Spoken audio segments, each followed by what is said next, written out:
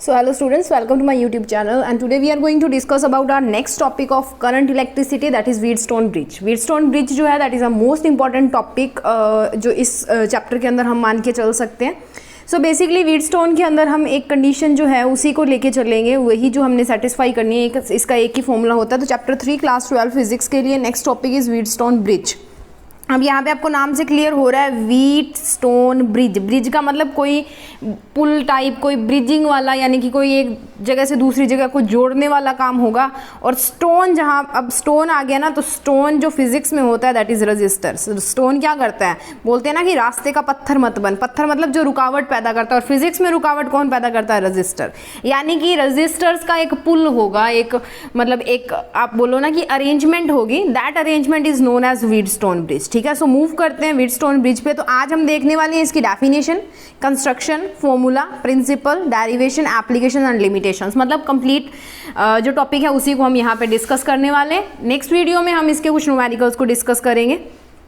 सो सबसे पहले बात करते हैं पार्ट 1 में इसकी डेफिनेशन की. तो डेफिनेशन में बेसिकली हमारे पास क्या होता है, जो व्हीटस्टोन ब्रिज होता है वो एक रजिस्टर्स की अरेंजमेंट होती है, या रेजिस्टेंस ब्रिज भी इसको हम बोल सकते हैं. इसके अंदर हमने क्या करना है, अननोन रेजिस्टेंस जो है उसको निकालना होता है by balancing two legs of the bridge circuit to which one leg includes the component of unknown resistance. इसमें से हम दो जो लेग्स होती है ना, टोटल 3 लेग्स होती है, उनमें से 2 को बैलेंस कर देते हैं और एक जो होती है उसके अंदर जो अननोन रेजिस्टेंस है वो पाया जाता है, उसी को हमने कैलकुलेट करना होता है. तो सबसे पहले बात करते हैं इसके इन्वेंशन की. तो इसकी जो इन्वेंशन थी वो सैमुअल हंटर क्रिस्टी ने की थी in the year of 1833. And उसके बाद में इसको पॉपुलराइज किया गया, इसकी मॉडिफिकेशन की गई बाय सर चार्ल्स व्हीटस्टोन के थ्रू 1843 के अंदर, और उसी के नाम के ऊपर इसका जो नाम है दैट इज व्हीटस्टोन ब्रिज जो है वो रख दिया गया. इससे पहले ये इतना पॉपुलर नहीं था. जब इसकी डिस्कवरी हुई थी, इन्वेंशन हुई थी, उसके बाद में जो चार्ल्स व्हीटस्टोन है उन्होंने इसको पॉपुलराइज किया 1843 के अंदर, और उसी के बाद में इसी के नाम से इसको व्हीटस्टोन ब्रिज जो है वो कहा जाने लगा. नेक्स्ट बात करते हैं कंस्ट्रक्शन ऑफ व्हीटस्टोन ब्रिज की. कंस्ट्रक्शन ऑफ व्हीटस्टोन ब्रिज में बेसिकली क्या होता है, एक तो नॉर्मल मैं बात बताती हूँ, एक रेजिस्टेंसेस की अरेंजमेंट होती है. ठीक है, उसके अंदर डिफरेंट जो कंपोनेंट्स होते हैं वो मैं आपको बताती हूँ. इसके अंदर टोटल 4 आर्म्स होती हैं, ऐसे 1 2 ठीक है 3 और 4, ऐसे 4 आर्म्स को ज्वाइन किया जाता है. ठीक है, सॉरी पीछे 3 बोला था, 4 होती है. ठीक है, 2 आर्म्स जो है उसके अंदर नॉन रेजिस्टेंस होते हैं, यहाँ पे भी नॉन होगा, यहाँ पे भी नॉन होगा. ठीक है, मतलब 3 जो टोटल 4 रेजिस्टेंसेस हमारे पास आएंगे 4 आर्म्स के ऊपर, उसमें से 3 आपको पता होंगे, एक आपने निकालना होगा. ठीक है, so while other 2 arm consist unknown resistance और एंड वेरिएबल रेजिस्टेंस. नॉर्मली अगर मैं आपको बताऊं तो हमारे पास जो है वो टोटल 4 आर्म्स होती हैं, ये आपको दिख रही हैं. ठीक है, इन 4 आर्म्स के अंदर क्या होता है, ये P, ठीक है, और ये Q और ये R और ये S, ये जो है आपको 4 रेजिस्टेंसेस जो है यहाँ पे दी जाती हैं. इनमें से क्या होती है, 2 मान लो आपको P और Q पता होती है, तीसरी S जिसके ऊपर एरो लगी होती है वो वेरिएबल रेजिस्टेंस होती है. मैंने आपको पहले भी कराया था जब रेजिस्टेंसेस की बात हम कर रहे थे. तो तीसरी एक वेरिएबल रेजिस्टेंस होती है जिसको आप अपने अकॉर्डिंग इंक्रीज या डिक्रीज कर सकते हो. और चौथी जो होती है दैट इज R रेजिस्टेंस, वो आपने निकालनी होती है, और उसको निकालने का जो मेथड होता है वो व्हीटस्टोन ब्रिज के थ्रू ही जाता है. सो बात करते हैं circuit also consists of galvanometer and the electromagnetic force source. The EMF source is attached between the 2 points A and B while the galvanometer is connected between C and D. उसके बाद में current जो है वो flow करेगा galvanometer के through, depend करेगा potential difference across it. उसके बाद में देख लेते हैं, मैं सर्किट में आपको बता देती हूँ. ये हमारे पास जो पोटेंशियल का सोर्स है, यानी कि वोल्टेज सोर्स है या ईएमएफ का सोर्स है, इसके थ्रू जो करंट है वो हमारा यहाँ पे फ्लो करेगा. और ये जो गैल्वेनोमीटर है वो हमारा लगाया गया है इसके बी और डी जो एंड है उसके बीच में, ए और सी में हमारा जो लगा हुआ है दैट इज पोटेंशियल सोर्स. अब क्या होगा, यहाँ से एक करंट जो है, अब यहाँ तक करंट आ गया. अब ये करंट आगे 2 पार्ट्स में डिवाइड हो गया, आधा इधर चला गया, आधा इधर चला गया. मान लो I1 इधर आ गया और I2 इधर आ गया. ठीक है, अब यहाँ से आया, उसके बाद में ये यहाँ पे फिर डिवाइड होगा, यहाँ पे आया फिर इसका होगा. ठीक है, सो यहाँ पे बेसिकली एक तो हम बात करने वाले हैं किरचॉफ लूप रूल की, किरचॉफ के लॉस जो मैंने आपको प्रीवियस वीडियोस में करवाए थे उनके बारे में. सो बात क्या करनी है इसके अंदर और कैसे इसकी डेरिवेशन या फॉर्मूला हमने करना है उसके बारे में बात करेंगे. This is all about the construction. Construction में क्या था, टोटल 4 रेजिस्टेंसेस आपके पास होते हैं.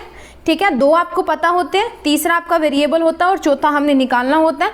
अब एक बीच में हमारे पास गैल्वेनोमीटर लगा होता है और ये हमारा पोटेंशियल का सोर्स लगा होता है। ठीक है, सो ये बात होगी कंस्ट्रक्शन की। अब बात करते हैं इसकी वर्किंग और डेरिवेशंस के बारे में। तो सबसे पहले देख लेते हैं इसका फॉर्मूला क्या होता है। फॉर्मूला का मतलब यहाँ पे देखिए, when the Ig is equals to 0, यानी कि जब हमारा गैल्वेनोमीटर के बीच में Ig is the galvanometer current, यहाँ पे Ig क्या है, गैल्वेनोमीटर का करंट है। और जब गैल्वेनोमीटर के अंदर करंट नहीं होगा, जब अब गैल्वेनोमीटर बेसिकली करता है क्या, डिफ्लेक्शन ही शो करता है। जिस डायरेक्शन के अंदर करंट जा रहा होता है उसके अंदर वो डिफ्लेक्ट हो जाता है, उसकी सुई जो है वो डिफ्लेक्ट हो जाती है।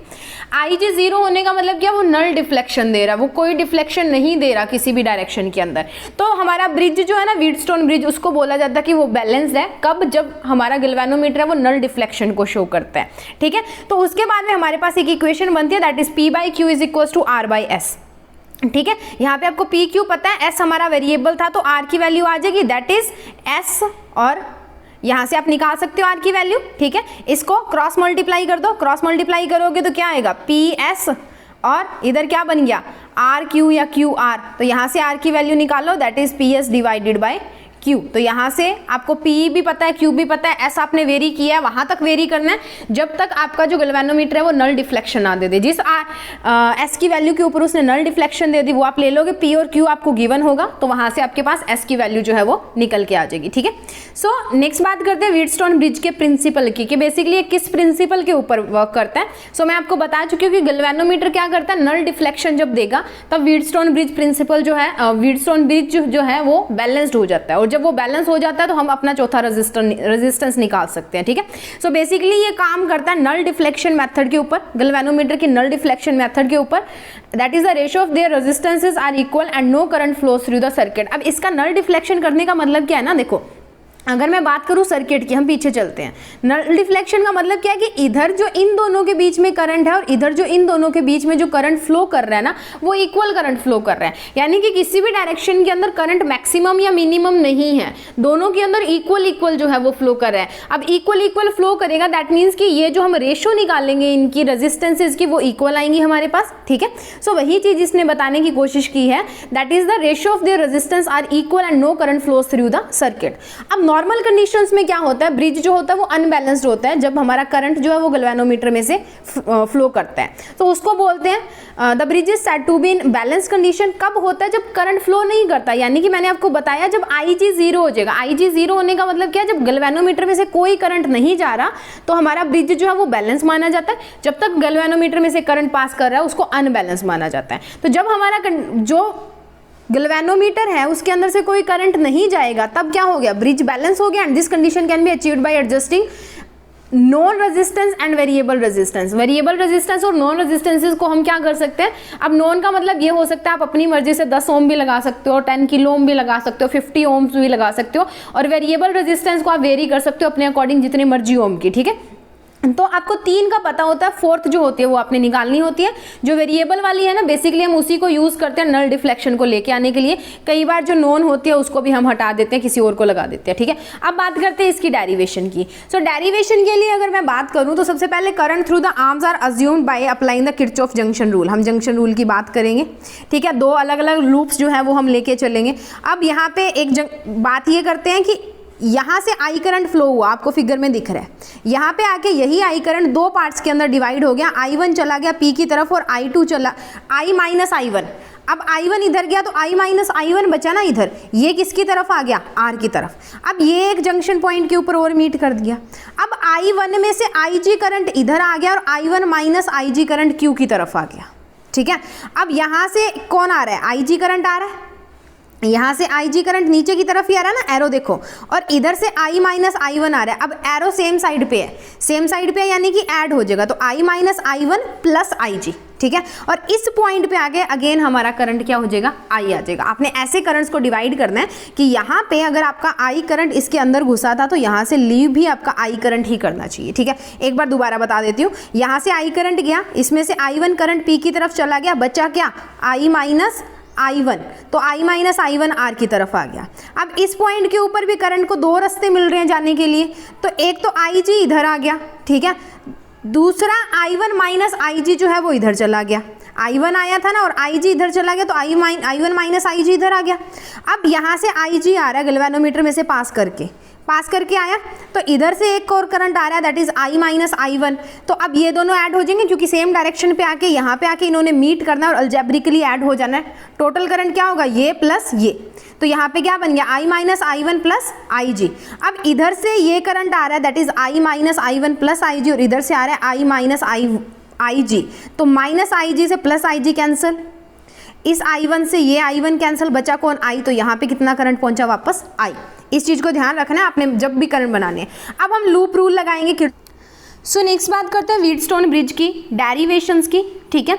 सो अब देखो पहले एक लूप ये ली हमने, उसके बाद में दूसरी लूप ये लेंगे, तो फर्स्ट ये और सेकंड ये, इन दोनों के ऊपर हमने किरचॉफ रूल लगाना है, ठीक है।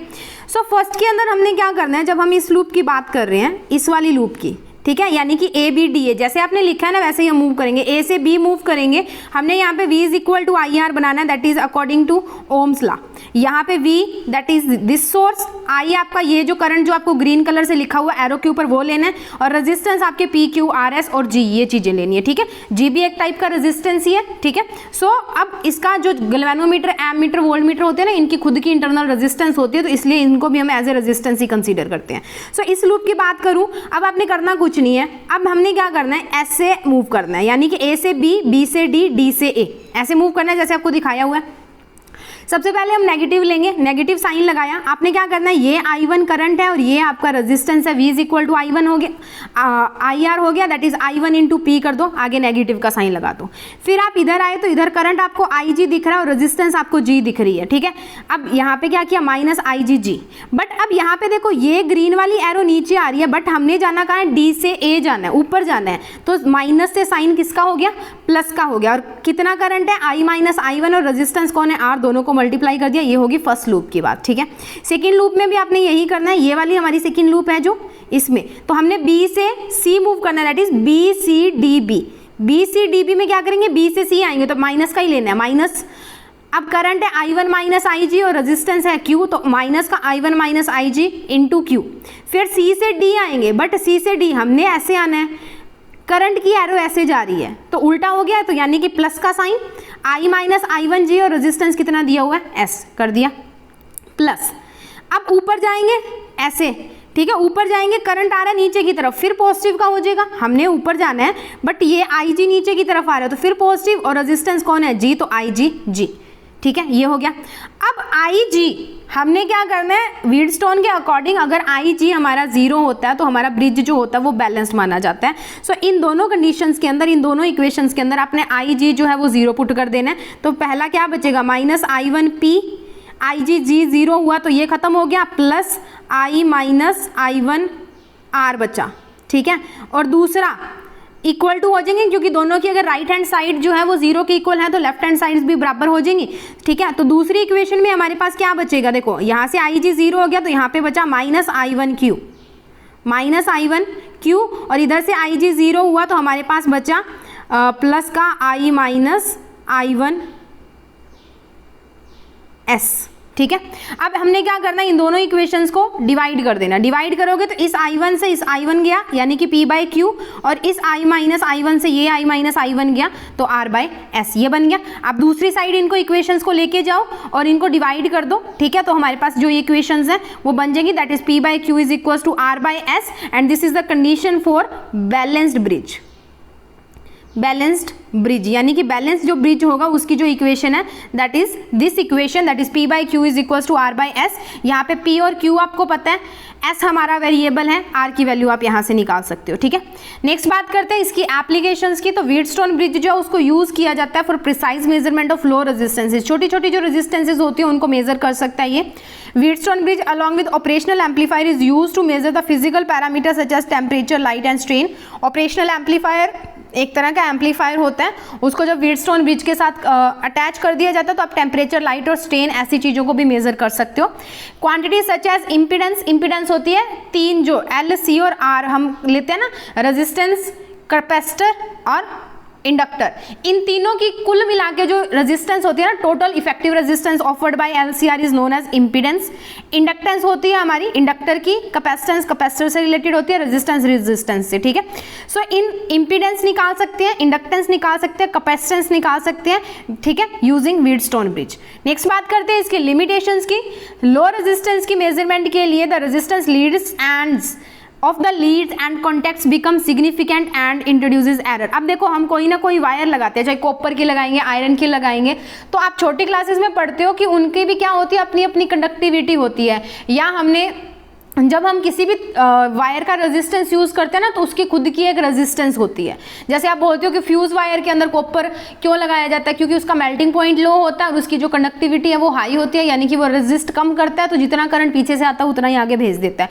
बट अलग अलग वायर्स की क्या होगी, अलग अलग रेजिस्टेंसेज आएगी, और वायर के कॉन्टेक्ट यानी कि वायर को जोड़ने के लिए भी कुछ ना कुछ जो है हमारी एरर है, यानी कि कुछ ना कुछ जो लॉस है वो अक्कर होगा, जिसके कारण एरर जो है वो आ सकती है। High resistance measurement, the measurement presented by the bridge is so large that the galvanometer is insensitive to balance। जब हाई रेजिस्टेंस की मेजर करोगी ना, तो गैल्वेनोमीटर बेचारा इतनी ज़्यादा रीडिंग ही नहीं दे सकेगा, वो इनसेंसिटिव हो जाएगा, इनबैलेंस हो जाएगा, और जब तक ब्रिज बैलेंस नहीं होगा हमारे पास रेजिस्टेंसेज नहीं आ सकती, ठीक है। The other drawback is that the change in the resistance due to the heating effect of the current through the resistance, excessive current may even cause permanent change in the value of resistance. अब एक आपने heating effect पढ़ा होगा, joules law, ऐसा 10th class के अंदर आपने पढ़ा होगा। जैसे जैसे हमारी कोई चीज हम किसी चीज में से करंट को पास करते हैं ना, वो हीट होनी शुरू हो जाती है। जैसे आप टीवी चलाते हो, फ्रिज चलाते हो, एसी चलाते हो, फैंस चलाते हो, तो वो हीट होना शुरू हो जाते हैं। हीट करंट जैसे पास करता है वो हीट होते हैं, तो उस हीट के कारण भी तो रेजिस्टेंस के अंदर चेंज आएगा ना, हीटिंग इफेक्ट के कारण। सो एक्सेसिव करंट जो है वो even permanent change in the value of resistance, बहुत ज्यादा करंट जब आप उसके अंदर से पास करोगे ना, तो वो उस मटेरियल के रेजिस्टेंस को ही बदल देता है, ठीक है। उस मटेरियल के रेजिस्टेंस को ही बदल देगा, तो आपके पास जो वैल्यू आएगी वो करेक्ट वैल्यू नहीं आएगी, कुछ अलग वैल्यू आएगी, ठीक है। So this is all about Wheatstone bridge.